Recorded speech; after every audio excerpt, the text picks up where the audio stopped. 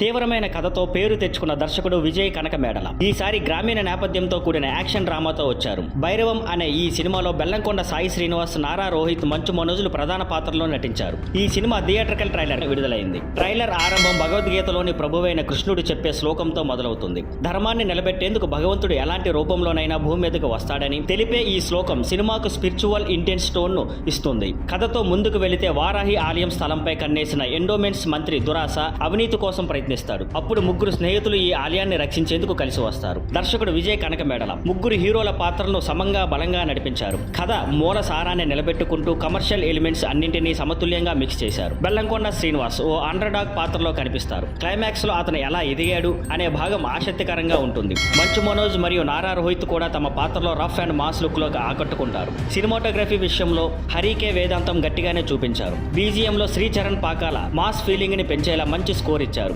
Production design కూడా Shri Sathya Sai Arts Pen Studios ద్వారా అద్భుతంగా రూపొందించబడింది. మొత్తంగా ట్రైలర్ కు మంచి రెస్పాన్స్ వస్తుంది. ఈ సినిమా మే 30న థియేటర్లోకి రానుంది. Thank you for watching. Please like, share and subscribe.